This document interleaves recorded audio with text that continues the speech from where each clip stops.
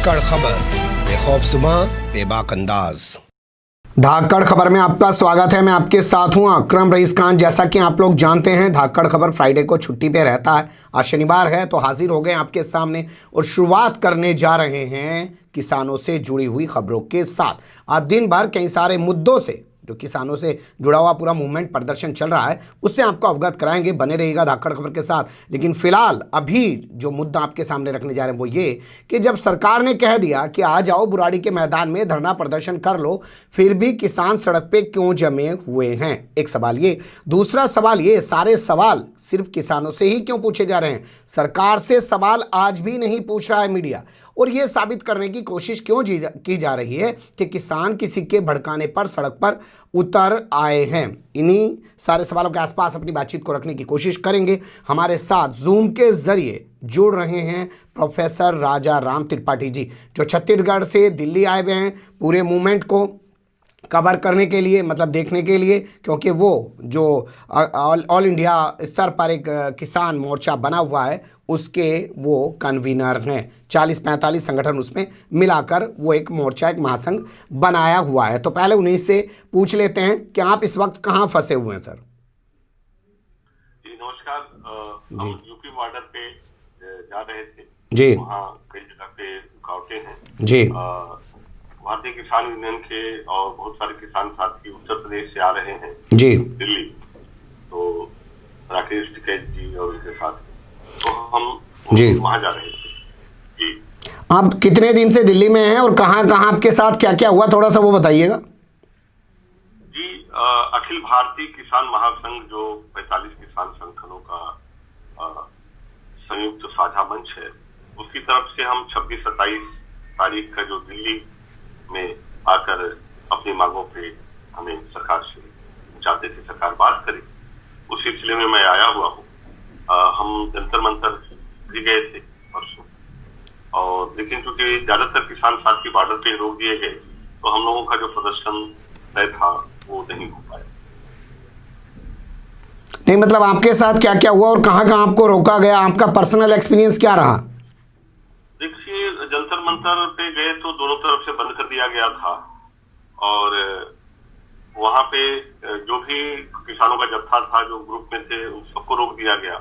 तो मैं गया वहां पे, पूरे हालात का जायजा लिया, और हमें लगा कि जो अगर हमारे सारे किसान नेता गिरफ्तार हो जाएंगे तो आंदोलन में आगे कोऑर्डिनेशन में दिक्कत आई जी। तो कई किसान नेता वहां पे गिरफ्तार भी किए गए जी। तो अनुभव तो यही है कि भाई हम लोग, जैसे मैं भी 1600 किलोमीटर दूर से आया हूँ, हम लोग आए थे कि सरकार यहाँ पे हम लोगों की मांगों पे बात करेगी। दिल्ली हमारी राजधानी है और यहाँ आना हमारा संवैधानिक अधिकार है। अब सरकार आपको 3 तारीख को बुला ही रही है तो आपको 26-27 को आके ये पूरा सड़कों पे एक हंगामा क्रिएट करने की क्या जरूरत पड़ी?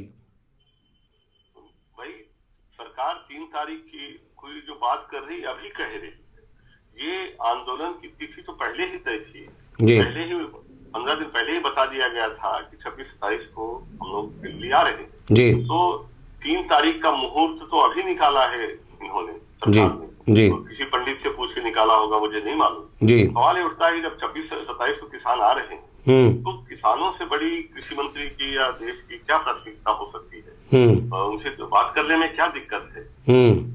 तो दुश्मन देश से भी बात करते हैं तो क्या किसान अब उनसे भी गए बीते हो गए? क्या हम लोग आतंकवादी हैं किसान जो आप शहर के बाहर ही रोक रहे हैं? आप ठीक है, तो ऐसा नहीं था। आपने आपको ख्याल होगा जी, आपने आतंकवादी वर्ड यूज किया। मैं आतंकवादी से ही बात करना चाहता हूं। कल के प्राइम टाइम शो जितने भी तमाम टीवी चैनलों पे हुए हैं, सबने दिखाने बताने की कोशिश की है कि जो पंजाब से किसान आए उनके साथ असल में खालिस्तानी लोग हैं जो किसानों को भड़का उकसा रहे हैं। देखिए, ये जानबूझ के ये चीजों को पैदा किया जा रहा है। हवा से चीजें पैदा कर रहे हैं ये लोग। जब कहीं और कोई बात हो तो आप पाकिस्तान को ले आओ, अब चूंकि पंजाब के किसान आए तो आप खालिस्तान को ले आओ। अब आपके पास इतनी सारी खुफिया एजेंसीज हैं, आपको अगर पता था कि खालिस्तानी सपोर्ट कर रहे हैं तो आपने रोक क्यों नहीं लिया? पहले जाके देखें, वहां पे किसान महीनों से, 1.5 महीने से डटे हुए हैं।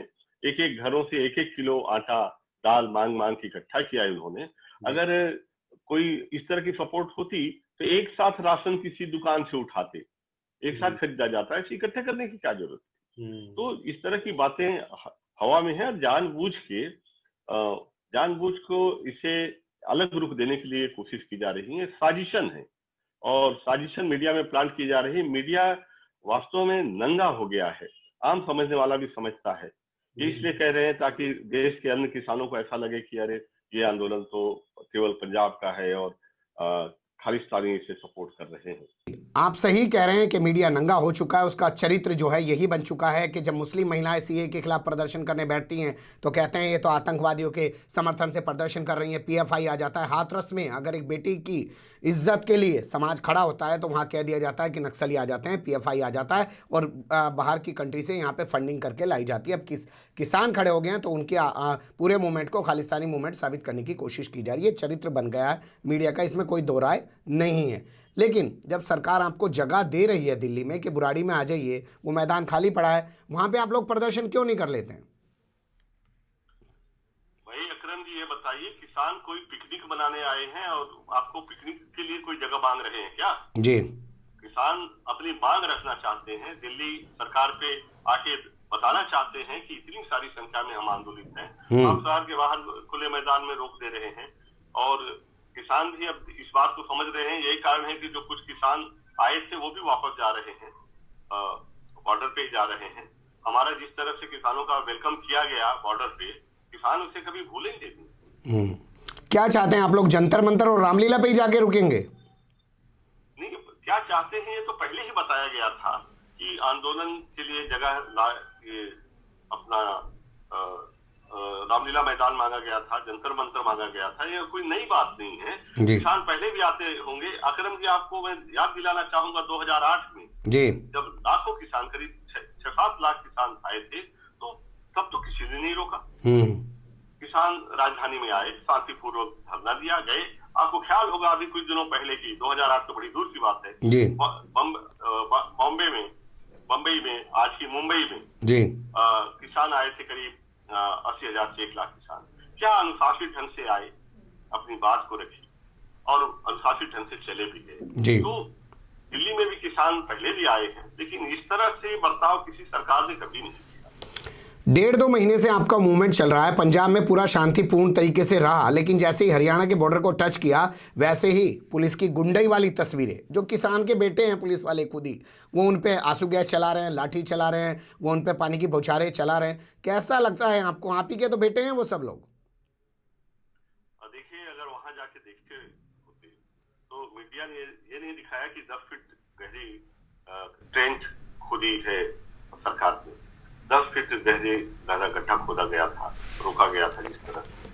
तो ये किसानों को उत्तेजित करने के लिए था। अगर आप पानी की बौछार करेंगे, आप आंसू गैस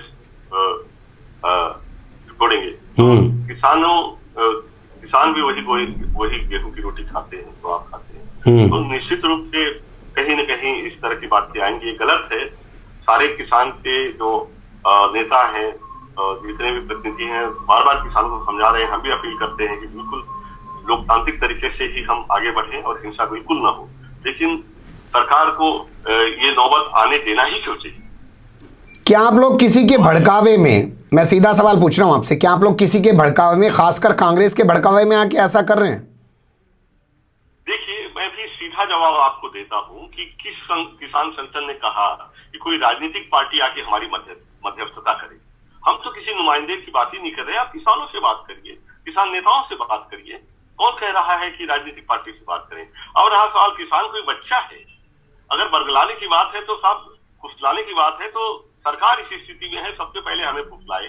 हमें जो टॉफी चाहिए किसानों को, वो तो सरकार के पास है, विपक्ष के पास कहाँ है? तो सरकार हमें क्यों नहीं फुसला लेती, बहला लेती? जो हम चाहते हैं क्यों नहीं देती?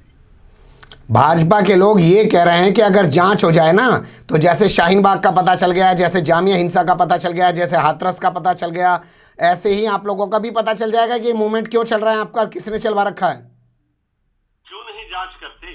सारी आपके पास एजेंसी है साहब, सरकार आपकी, हुकूमत आपकी, पुलिस आपकी, जांच एजेंसियां आपकी, क्यों नहीं जांच करते? निष्पक्ष जांच करें, दूध का दूध, पानी का पानी करें। उसी के लिए तो आपको हमने सत्ता पे बिठाया हुआ है। इस तरह के कयास, इस तरह के सुरसुरियां छोड़ के, इस तरह का माहौल, शक, संदेह का माहौल पैदा करके मुझे नहीं लगता है किसी नतीजे पे पहुंचेंगे। होगा क्या? लोगों का गुस्सा इसकी ओर बढ़ेगा।